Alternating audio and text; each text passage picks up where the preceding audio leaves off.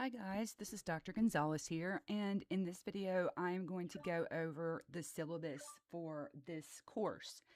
The course that you're taking right now is Non-Experimental Methods in Statistics. This is Psych 4370 or Social Work 4370.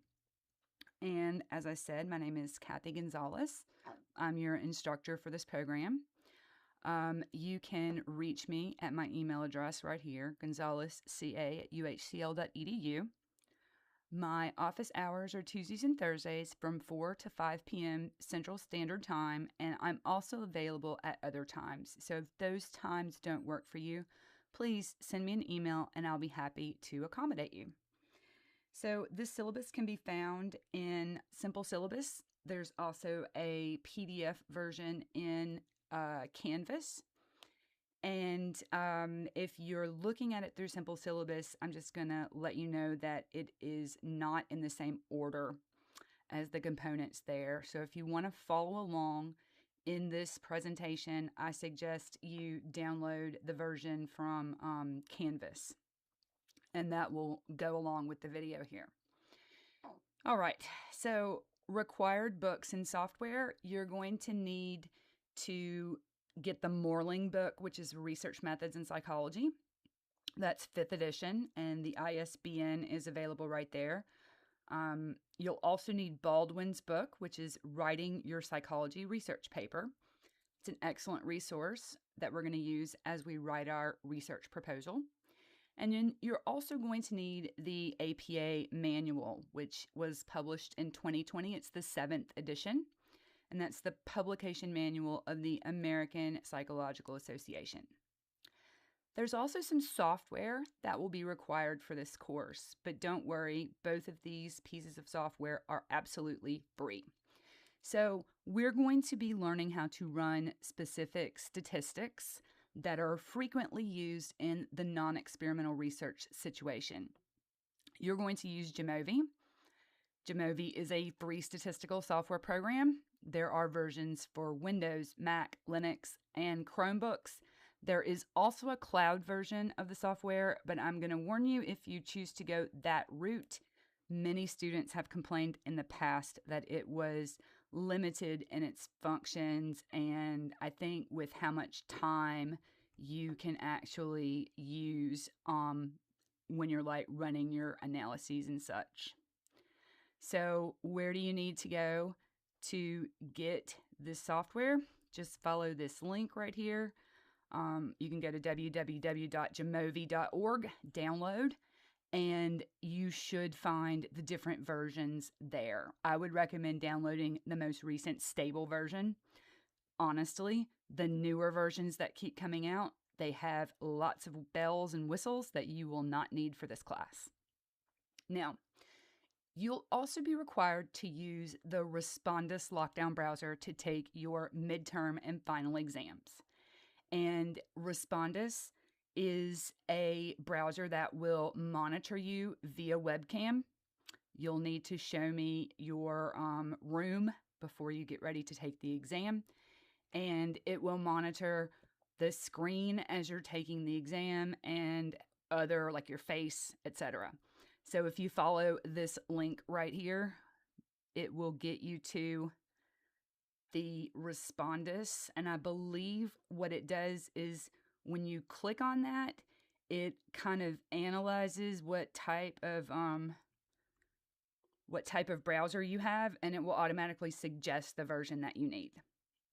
Again, those are both free, but they are required. When you get ready to start turning in your statistics assignments, you'll need to use Jamovi because you'll need to show me that you know how to do those statistics. You need to be able to run the analyses correctly. Prerequisites, there are no required prerequisites for this class. It would help if you've completed Intro to Psychology, Statistical Methods in Psychology, and Psychological Thinking before taking the course. However, those are not needed. As long as you put in the effort and keep up with your assignments, you should be able to conceptualize everything that we're learning in this class. This is a 100% asynchronous course. Everything is delivered through Canvas. So all of your materials, all of your assignments, and all of your exams are going to be on Canvas. and I don't accept emailed assignments. It's just, it creates too much chaos. Everything must be submitted through Canvas. A little description of the course. In this course, you're going to learn about non-experimental research methods in psychology, and that includes correlation and qualitative approaches. You're going to learn how to select the right research method to carry out a particular research goal. You're going to learn how to analyze non-experimental data, and you're going to learn how to interpret statistical results. So in this course, we're going to emphasize descriptive and inferential statistics. We're going to particularly focus on correlation, regression, and some non-parametric tests.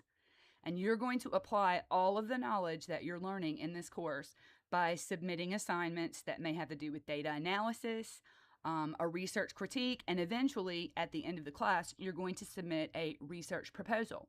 That said, you are not going to carry out that proposal. You are simply going to propose something. And there'll be much more about that as we go through the first couple of weeks of class. So the learning outcomes for this course, at the end, I expect you to be able to show me that you have an understanding of non-experimental research as it applies to psychology and social work. That's going to include both qualitative and quantitative methods. I expect that you will be able to design methodologically sound non-experimental studies. You're going to show statistical literacy in the use of both descriptive and inferential stats in a non-experimental setting with a specific emphasis on correlation, regression, and non-parametric tests. You're going to analyze and interpret some research data to be able to draw accurate statistical conclusions. And I expect you to be able to synthesize and communicate non-experimental research results using APA style. Since this is an online course, there are some minimal technology requirements. You'll need access to a desktop or a laptop computer with a working webcam and access to the internet. Could you do this course on an iPad? I suppose you technically could, but it would be much more difficult. Your device that you use needs to have sufficient memory and administrative privileges for you to be able to download and install software. Okay, so if you don't have those privileges, you need to find a machine that does allow you to download and install software. The two things you are downloading and installing are Jamovi and Respondus.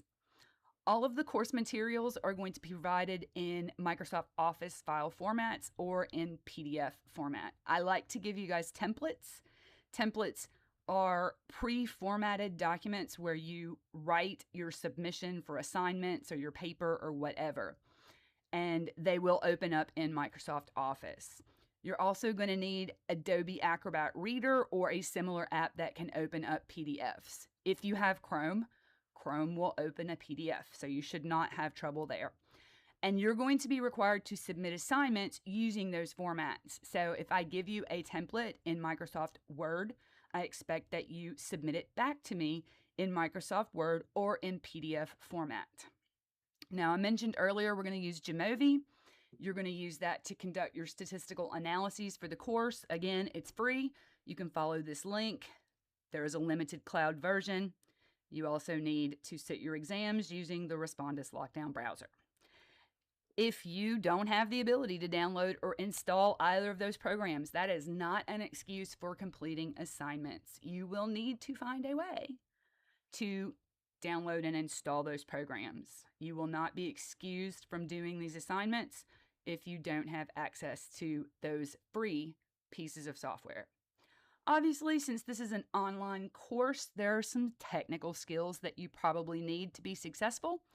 Mostly, that's just basic digital literacy skills. Can you navigate the internet? Can you go to Canvas and open up the assignments for this week? Can you print stuff if you need to print something? Can you use the standard web browser features? Can you upload and download files? So I do expect for you to have some proficiency in Microsoft Word. You're going to need to be able to consistently keep the formatting for these templates. And I also expect you to generate screenshots, especially of your Jamovi output. So learning how to use the snipping tool or Mac OS equivalent is a skill I expect you to have. I will demonstrate that skill for you, and that will allow you to submit specific screenshots and not full screen captures. Student engagement policy. Engagement is necessary for you to be successful in this course. This is an asynchronous course, which means we do not log on at the same time and have a lecture at the same time. My lectures are pre-recorded, and that allows you to be able to watch this material and learn on your own pace. Now, I would still approach this course the same way you would for an in-person class. You need to dedicate time each week to completing assigned readings, actively engage with the lecture materials, take notes as you watch them, and keep up with your assignments and announcements. There needs to be consistent, deliberate effort on your part to understand the course concepts because you're building statistical literacy, and I expect you to perform well on your assessments. So treat this class like a structured, scheduled commitment and not something that you're going to fit in your spare time. If you would like tips for success, especially with regard to effective note-taking or study habits, please reach out to me. There's also an online success video in Canvas during the first week that you can watch as well. Now, you will be interacting with myself and your peers, so all of your interactions need to be professional and respectful. This is with regard to expected behavior. Sometimes we might have a controversial topic. People might have different viewpoints or opinions. Just because you do not agree with someone, that does not mean that you can disrespect them. In every engagement, I expect you to treat your peers and your instructor with dignity and respect. So when you're writing, don't scream with all uppercase letters. Be mindful of your humor and tone. Without context, it's really easy to misinterpret stuff on the internet or on Canvas or whatever. Keep your communication concise and on topic. If you have a virtual meeting with me or an open office hours engagement where there are other peers with you, the webcam usage is optional. I really personally don't like webcams. I don't really care for recording my face in my videos. So you'll probably see a little picture, but you won't see the actual webcam.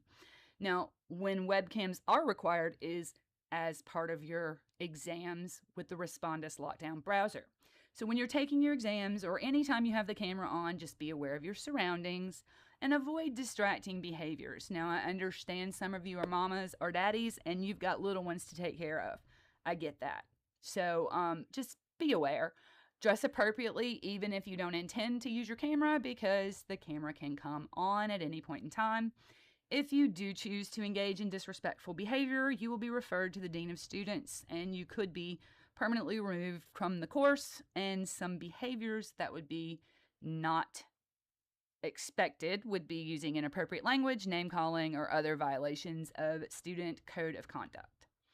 Attendance policy, this is asynchronous and 100% online, so I measure your attendance through the submission of your assignments, including discussion questions. How do we communicate in this class? Communication needs to go through through email, and I will also communicate using Canvas announcements. Please don't message me through Canvas because I will email you back and I'm going to see your interactions in Outlook. So just open up Outlook and email me directly. Email is the most efficient way to communicate with me. Please use your official UHCL email address. There's a very aggressive spam filter, and sometimes if you email from a Gmail account or some other outside email, it will be blocked. I try to respond to email as quickly as possible. Give me at least 24 hours though. Check your UHCL email and Canvas daily. I usually send out weekly announcements on Sunday or Mondays. If you are going to meet with me for office hours, I will be using Microsoft Teams. Extra credit, on occasion, I do offer extra credit opportunities. If I decide to offer something, I will offer it to the entire class. Extra credit is not made on a case-by-case basis, and please don't request extra points or other extra credit.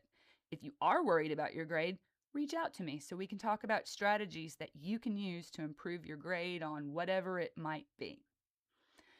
Assignment formats. Research in psychology requires us to be clear and effective with our writing skills.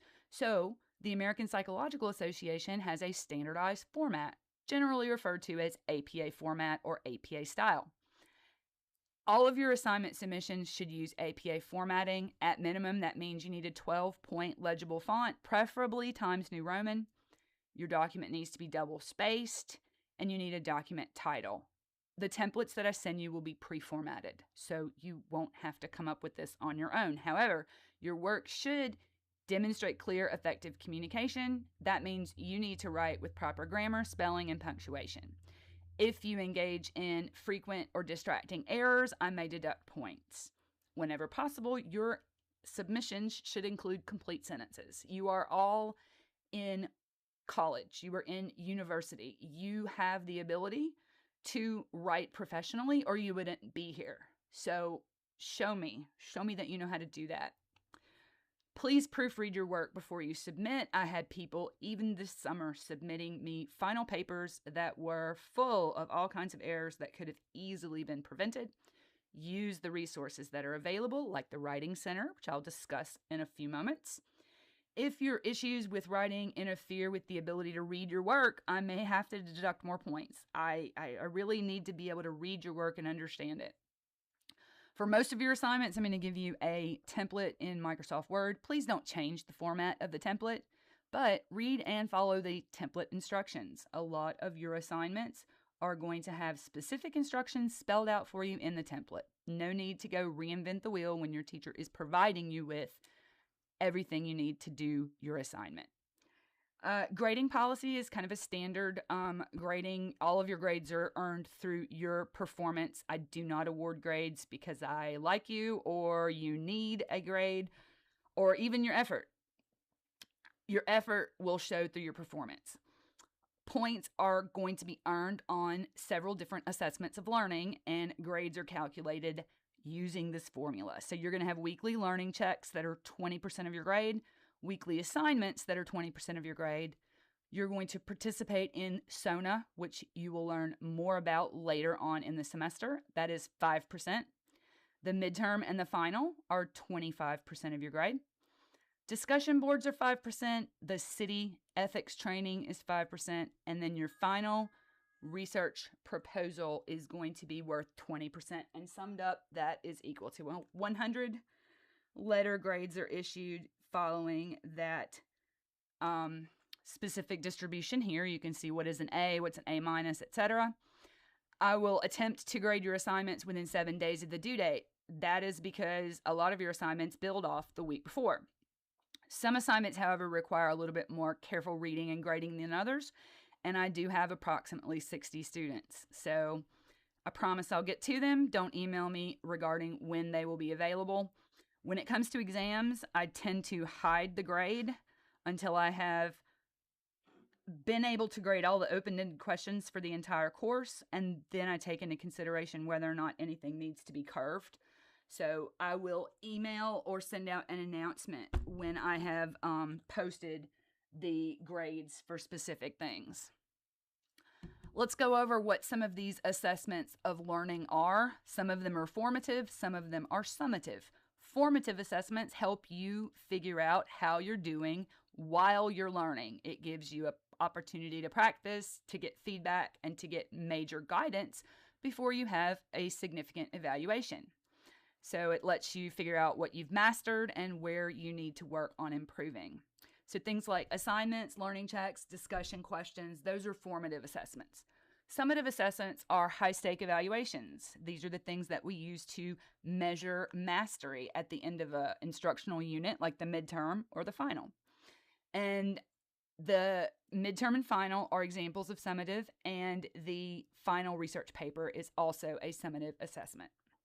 So in this course, you're going to have 2 exams that are worth 25% of your grade. There's a midterm and a final.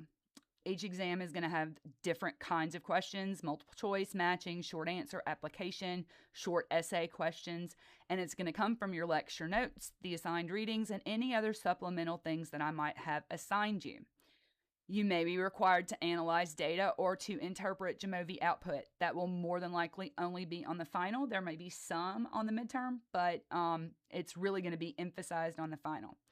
So you'll have a minimum of 3 hours to take each test, and I may extend that time limit just depending on how I see people are going. I've not really seen a lot of my students need more than 3 hours. Most of them finish the exams in a lot less time than that.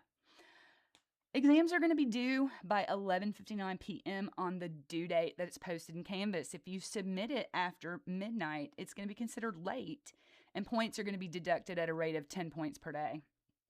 Or actually, it's 10% per day, which is okay because I believe there are 100 points on each exam. But anyhow, the exams are given through Respondus. You need your webcam, and your screen will be recorded.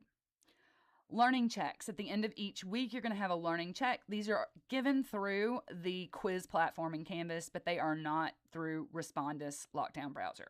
They're multiple choice, matching, some short answer, and they cover that topic or those topics that we covered during that specific week. I will drop one learning check from your final average. So whichever learning check you do the worst on, that one doesn't count. Each week, you're also going to have weekly assignments that are worth 20% of your grade. Some of these assignments are going to be components of your research paper. So if you keep up with those assignments, by the time you get to your final research paper, you will have most of the paper written. Okay? Some of them are also going to let you have a chance to do some statistical analysis. So there'll be one at least each week. I mentioned earlier that you will have the opportunity to participate in some actual research given by my peers at UHCL. This is going to be administered through the SONA platform. I will give you more information once the semester starts. If you do not elect to participate in SONA, there is an alternate assignment that you will be required to do. Discussion boards. There are at least 4 discussion board questions for this course. This gives you a chance to communicate with your peers and to share your ideas and opinions because research is built on that exchange. So those are an easy way to get 5% of your grade.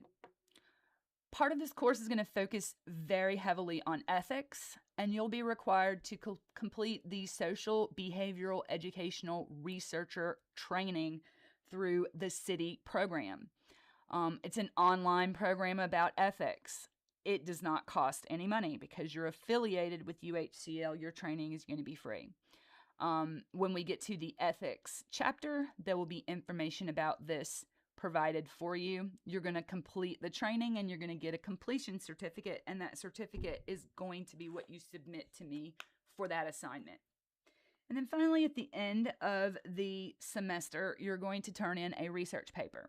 And that paper is going to propose a non-experimental research project that you could conduct using what you've learned in this class.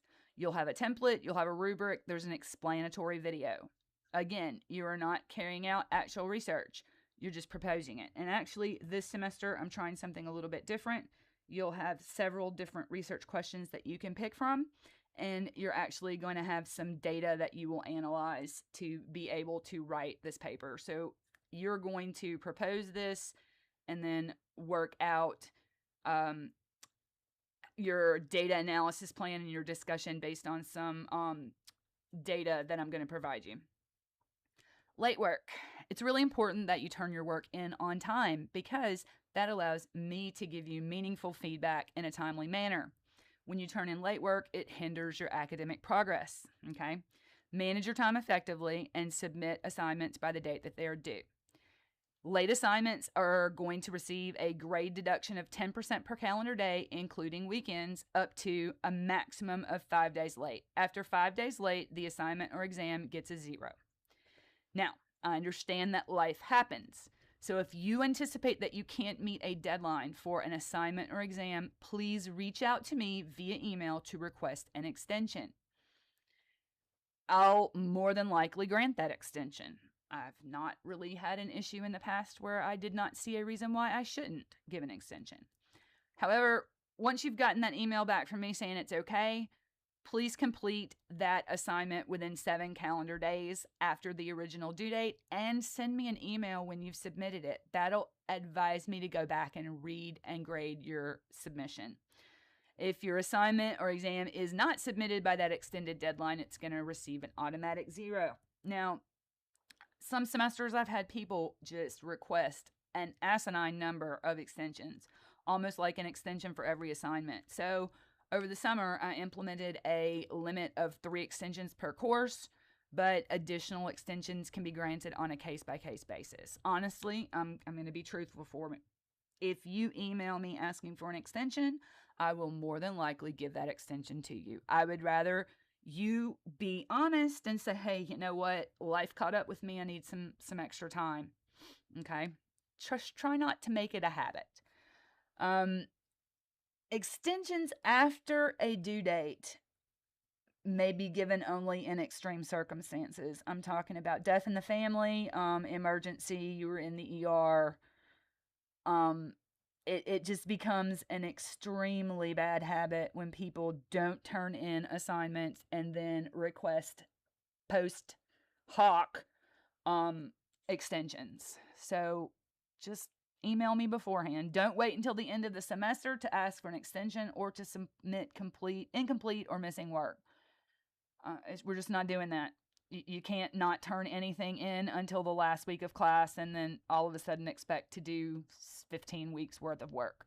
Be proactive, manage your time wisely, and please note that the late policy applies to both exams and assignments. Now, just a word of warning, there are no extensions for the final paper and the final exam because I have a grade deadline to meet with the university so that those of you who are graduating can graduate on time. Academic honesty.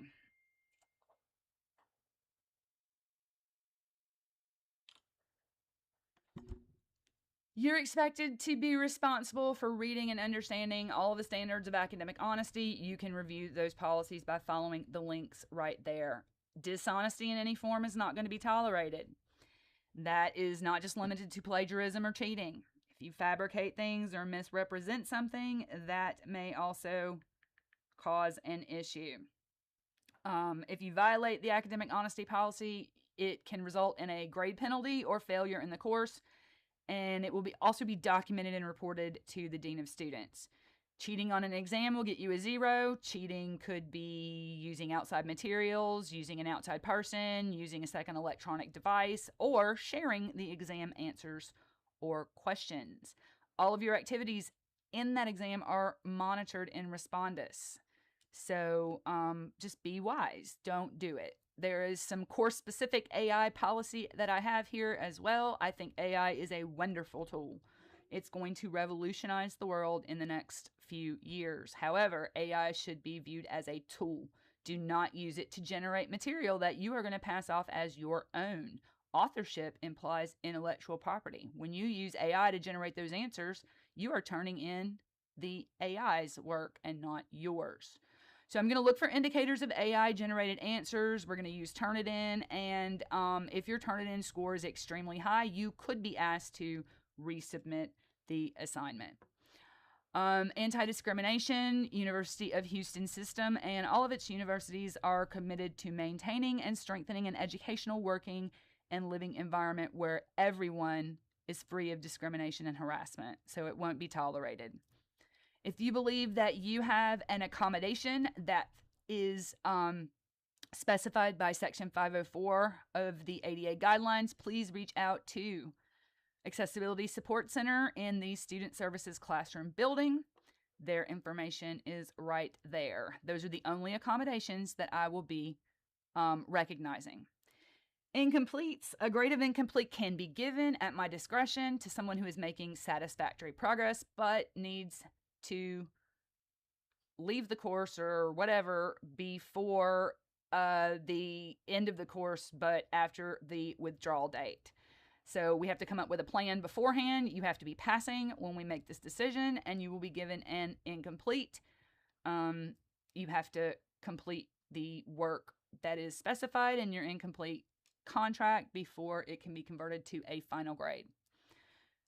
Be aware of the 6-drop rule limitation. If you entered college for the first time in the fall of 2007 or later, be aware of this. Dropping this or any other course between the first day of class and the census date doesn't affect your 6-drop rule count. Dropping a course between the census date and the last day to drop will count as one of your 6 permitted drops. You can visit the registrar for more info. There is a faculty course evaluation given at the end of the semester. This is to monitor the quality of the instruction that you receive. So please take that evaluation seriously, because I take that evaluation seriously. Answer the item to the best of your ability, and it's confidential as well. It won't affect your grades or your evaluations. Your UHCL email is where all the critical stuff comes, so make sure you check it. You can follow these links here for account information and how to set up and forward your email. Sexual misconduct is not going to be allowed. If you need more information on that, you can follow this link to the Title IX coordinator. Please make use of the Writing Center. The Writing Center is an awesome resource for you. They will help you in any sort of writing project that you have. That might be at the beginning of the writing process or your final draft. They have multiple different ways of being able to help you and to give you feedback. They can do it in person. They can do it through Microsoft Teams. You can drop off some of your materials. You can find out more info by calling that number or visiting their website. The Dean of Students office also strives to provide you a safe and respectful educational environment. If you have any questions, you can visit the Dean of Students webpage. Be aware technical support is available. You're expected to use Canvas. There are support resources. You can email them or reach out at the contact info right there. The Center for Student Advocacy and Community is also a great resource for learning more about critical thinking, self-advocacy, etc. You can visit them at that webpage right there. And finally, I do reserve the right to make changes to the syllabus. It's your responsibility to keep updated on course information. And at the end of the syllabus, you will see an outline of the topics that we are going to have for this class. They are also marked by weeks, because those weeks correspond in Canvas to the weeks that we're working on, and there is an assignment due date to the right. You'll see the midterm exam on October 18th, and the final exam and research paper are due on December 7th. And as a final note, the last day to drop or withdraw from this class is November 24th, 2026. Please don't wait until after that date. It's not going to be very helpful. If you've got any questions, please reach out to me. I'm happy to help you, because I want you to be successful in this course. I am happy to help you in any way I can. Thank you for listening, and take care.